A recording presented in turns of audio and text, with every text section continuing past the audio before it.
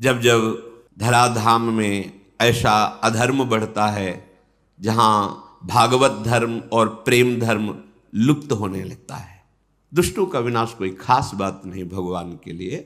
भगवान कहते हैं जब जब धर्म की हानि होती है, यदा ही धर्मस्य, कौन से धर्म की? भागवत धर्म की, प्रेम धर्म की। जब उसका प्रकाश करने वाला कोई नहीं दिखाई देता और लुप्त होता चला जाता है तो स्वयं भगवान पधारते हैं, ऐसी दिव्य लीलाएं करते हैं जिनको गा गा कर भागवत धर्म और प्रेम धर्म में स्थित हुआ जा सकता है। कृष्णाय वासुदेवाय देवकी नंदनाय च और नंद गोप कुमाराय गोविंदाय नमो नमः। दो बात कही गई, वसुदेव देवकी नंदन और यशोदा नंद नंदन। श्री लालजू महाराज निकुंज से आए जो नंद नंदन के रूप में है, और देवकी वसुदेव के यहाँ भगवान नारायण का प्रादुर्भाव होता है। वासुदेव भगवान जो देवकी नंदन है उनका नाम रखा गया है वासुदेव। सनत कुमार जी, सनक सनंदन सनत कुमार जी जो भगवान से मिल रहे हैं, दर्शन कर रहे हैं, तो वो कह रहे हैं हे भगवान वासुदेव। वासु समस्त ब्रह्मांड जिनके एक रोमकूप में वास करता है, ऐसे अनंत ब्रह्मांड जिनके रोम कूपों में वास करते हैं। वासु सर्वनिवासस्य विश्वान यशु लोमशु तस्य देवा परम ब्रह्म वासुदेव इति रीता। जिनके लोम कूपों में अनंत विश्व ब्रह्मांड स्थित हैं, वो सर्वनिवास, वो महान, वो परम पुरुष, महान देव स्वामी आपको वासुदेव है। वही आप महान, वही आप परम पुरुष वासुदेव के रूप में है। चारों वेद पुराण इतिहास जितना भी वर्णन है प्रभु आपका है। कहीं भी किसी भी ब्रह्म ऋषि ने ऐसा नहीं देखा कि आपका तन, आपका ये शरीर सप्तम धातु से बना हुआ है। किसी वेद ने निरूपण नहीं किया, किसी मुनि ने ऐसा अनुभव नहीं किया। यहाँ हम सब साक्षी हैं, धर्म साक्षी है, सर्व साक्षी है, वेद साक्षी है कि आप सच्चिदानंदमय तनु भगवान वासुदेव हैं। किसका नमस्कार? जो कंस कारागार में चतुर्भुज रूप में प्रकट हो रहे शनकादि, उनका दर्शन करके वर्णन कर रहे हैं।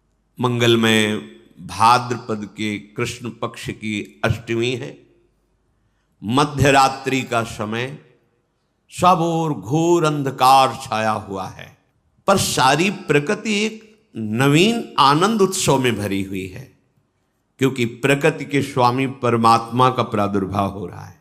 उल्लास में भरी हुई संपूर्ण प्रकृति है। प्रकृति के परम आश्रय, प्रकृति को भी सृजन करने वाले परम देव पधार रहे हैं, तो प्रकृति उल्लसित होकर उनका स्वागत कर रही है। दिशाओं में प्रसन्नता छाई हुई है। यद्यपि बहुत ही आसुरी प्रवृत्ति का बोलबाला है, एक से एक बड़े भयंकर असुर प्रकृति के अधिकार संपन्न जन है। भौमासुर, बड़े बड़े जरासुर, कितने कितने ऐसे, और कंस के तो बल से प्रभावित होकर अपनी पुत्रियों का ब्याह जरासंध ने किया था। महान बलि जरासंध। सब तरफ दुख, क्लेश, अशांति फैली हुई है, पर प्रभु का अवतार हो रहा है तो इस समय आनंद ही आनंद छाया हुआ है। स्वयं नदियों का जल निर्मल हो गया, सरोवरों में रात्रि में ही कमल खिल उठे, वृक्षों की शाखाएं बिना ऋतु के पुष्प और फल से संपन्न हो गई।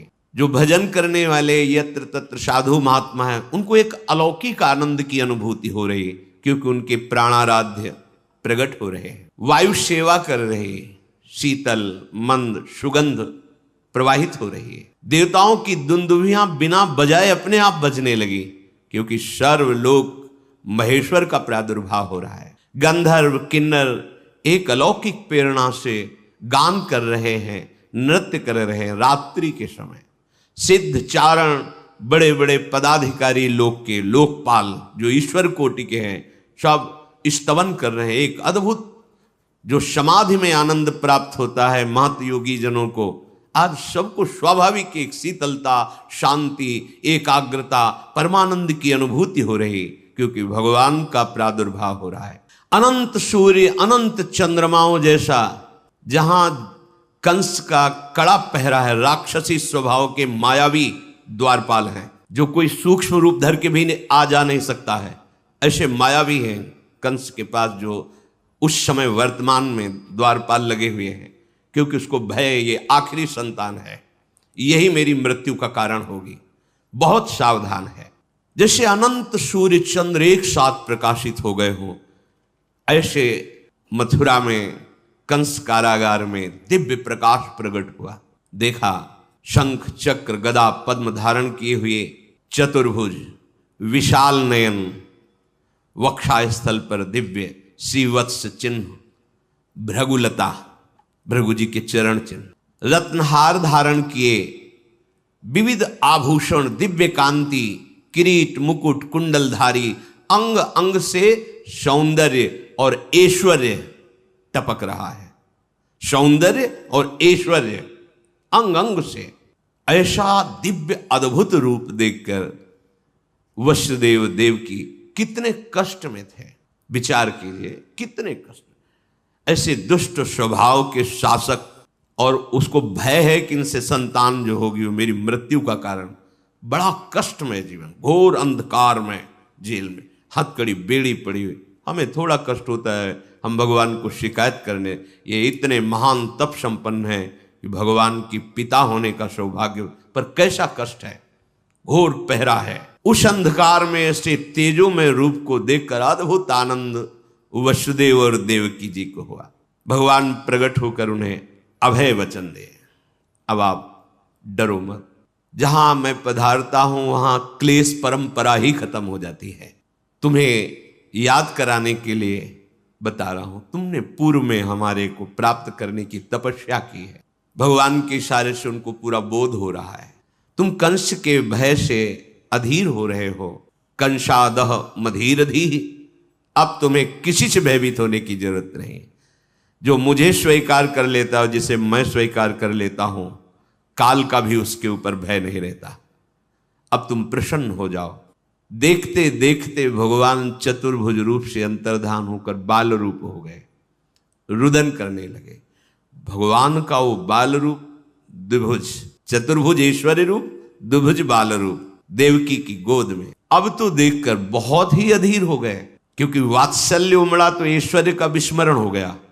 ऐश्वर्य रूप इसीलिए दिखाया कि तुम भय मत करो, मैं सर्वलोक महेश्वर भगवान हूं। पर जीव ही बाल रूप में इंद्र नीलमणि कांति स्वरूप, अब तो अधीर हो गए और रुदन करते हैं कि प्रभु, जहां ये सूर्य उदय हुआ, द्वारपालों ने बताया जाके तहां वो दुष्ट आएगा और आपको मार देगा।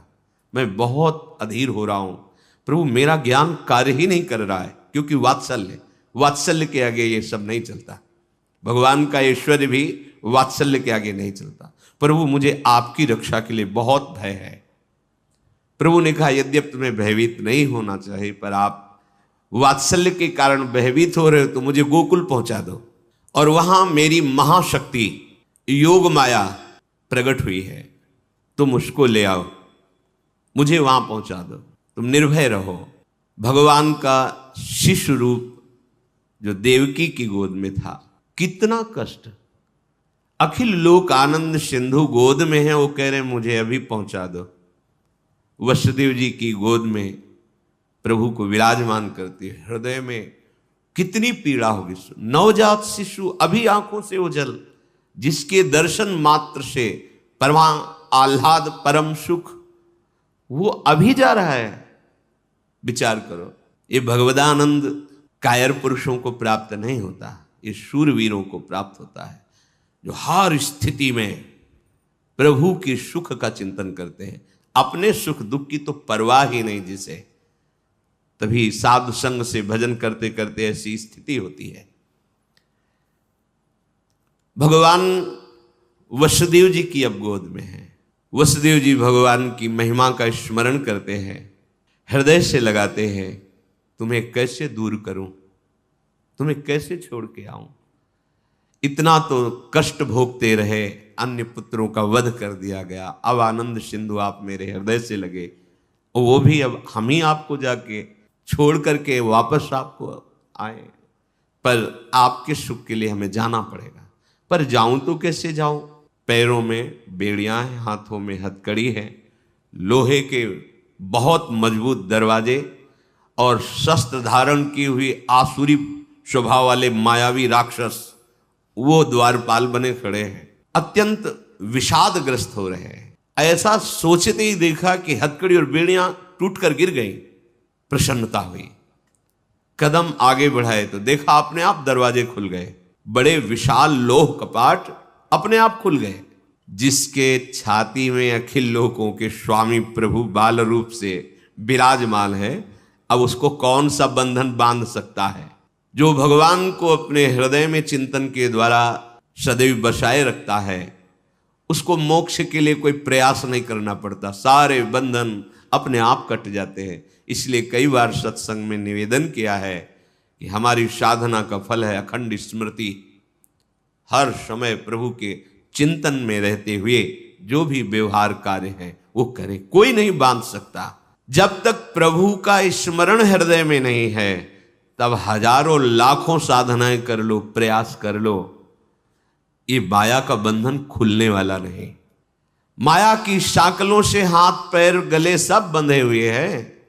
काम वासना, क्रोध, लोभ, मोह, मद, मत्सर, ये ऐसे मायावी द्वारपाल हैं कि आपको निकलने ही नहीं देंगे। अज्ञान का कारागार अंधकार युक्त कैसे निकला जाए? श्री कृष्ण को हृदय में रखकर। पक्की बात, कृष्ण नाम और कृष्ण रूप में कोई अंतर नहीं। जो कृष्ण है वही कृष्ण नाम है। अगर जिह्वा से राधा राधा कृष्ण कृष्ण चल रहा है तो मानो प्रिया प्रीतम विराजमान है आपकी जिह्वा में। अतएव जीव इस भयंकर अविद्या माया रूपी कैद खाने से, विविध प्रकार की वासना की जंजीरों से, काम क्रोधादि मायावी द्वारपालों से बचकर अगर निकल सकता है तो एकमात्र प्रभु को हृदय में रखने पर, अर्थात स्मरण करने पर। अगर प्रभु का स्मरण है तो आप मुक्त हो जाएंगे। मुक्ति के लिए कोई अलग से वेदांत पढ़ने की जरूरत नहीं, अपने आप ज्ञान प्रकाशित हो जाएगा।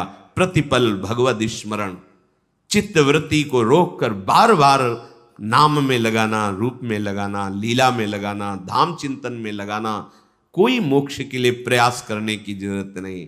अपने आप आपको अनुभव होगा कि जो परमार्थ का परम लाभ है वो प्रकाशित हो रहा है। दरवाजा खुला, वसुदेव जी लालजू को लेकर बाहर निकले तो डर रहे थे कहीं पहरेदार देख ले तो प्रहार कर देंगे, पर वहां देखा सब बेशुद्ध मूर्छावस्था को प्राप्त है। धीरे धीरे निकलकर बाहर आए, दबे पांव, कोई जान न जाए। अपराकृत परमानंद विग्रह प्रभु को बार बार ऐसे देखते हैं, हृदय से लगाए हुए आगे बढ़ रहे हैं। पद पद पर आनंद की उमगन हो रही वसुदेव जी के हृदय में। समझिए, जब कोई भगवद स्मरण परायण होता है तो प्रति कदम, प्रति श्वास, प्रति क्षण एक अद्भुत आनंद।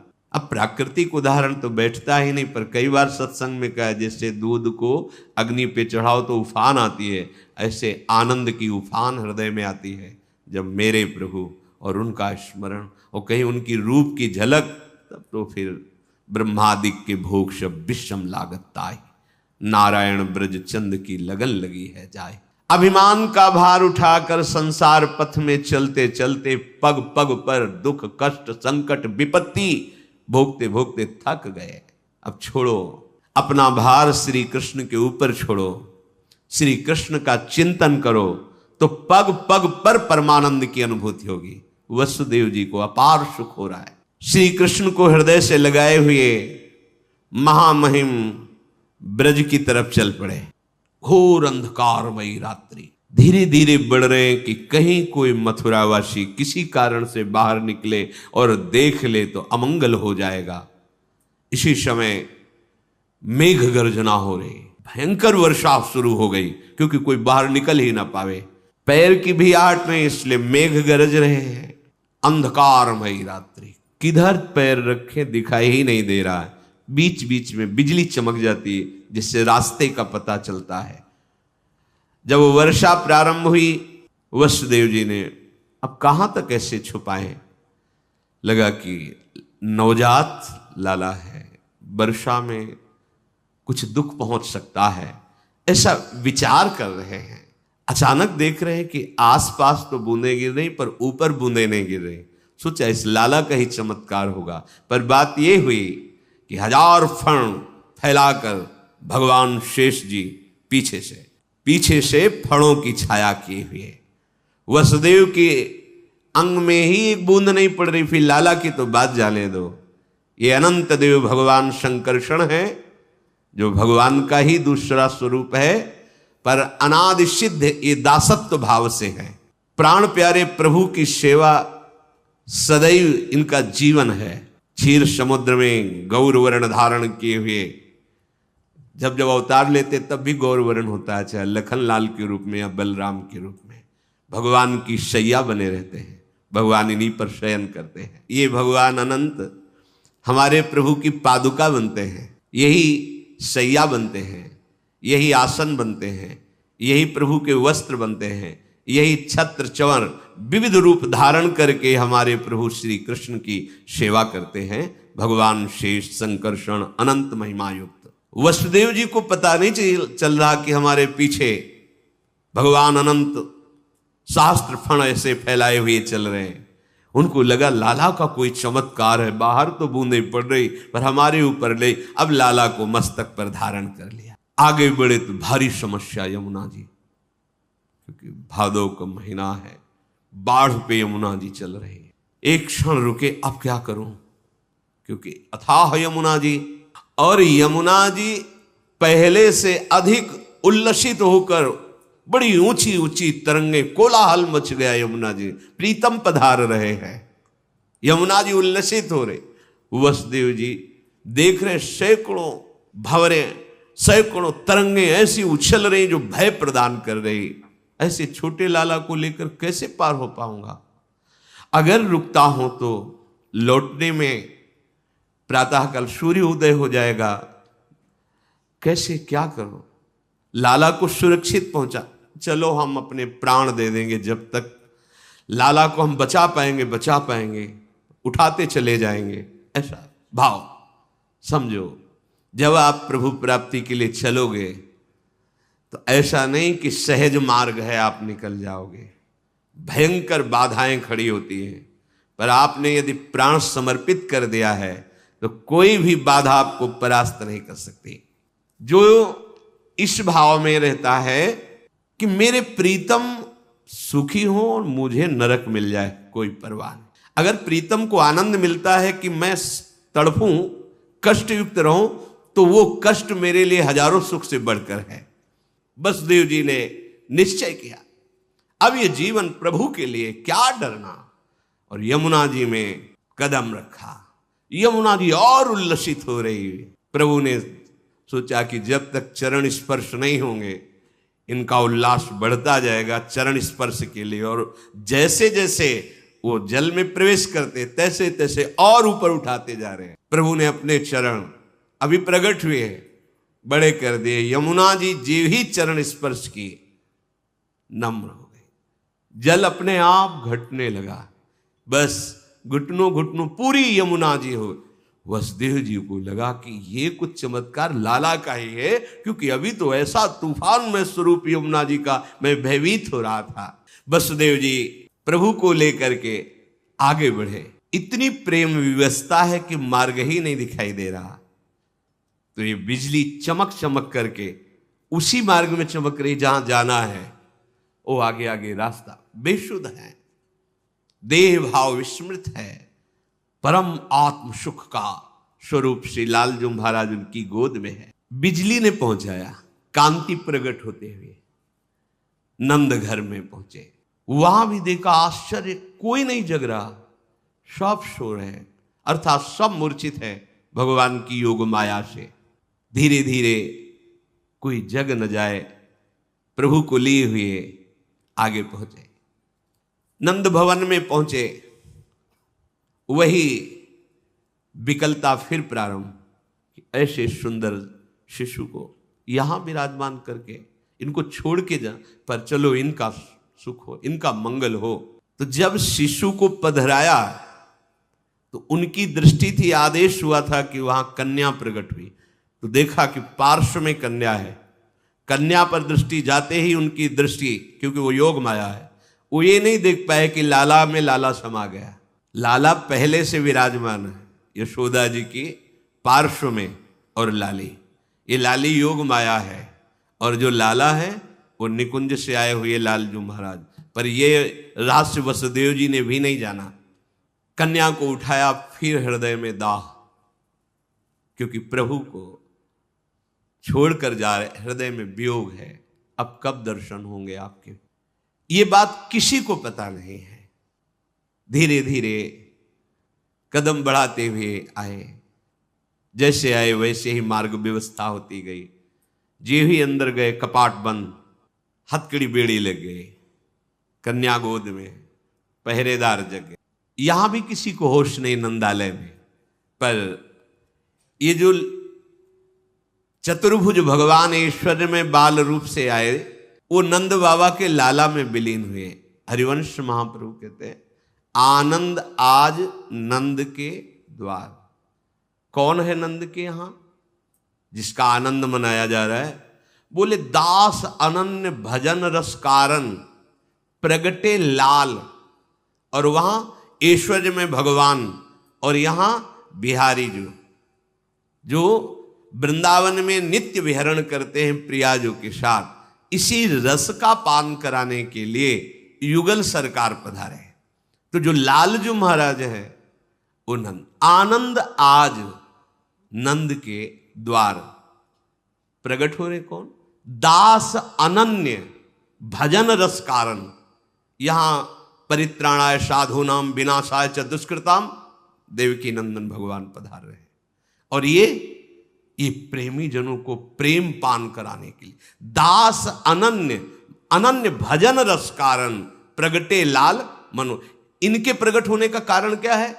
अनन्य प्रेमी रसिक जन, कोई सख्य भाव का, कोई गोपी भाव का, वात्सल्य भाव का, जो जिन मंजरी भाव का, किंकरी भाव का, सबको रसास्वादन कराने के लिए निकुंजाधिपति प्रभु वृंदावनेश्वर पधार रहे हैं। आनंद आज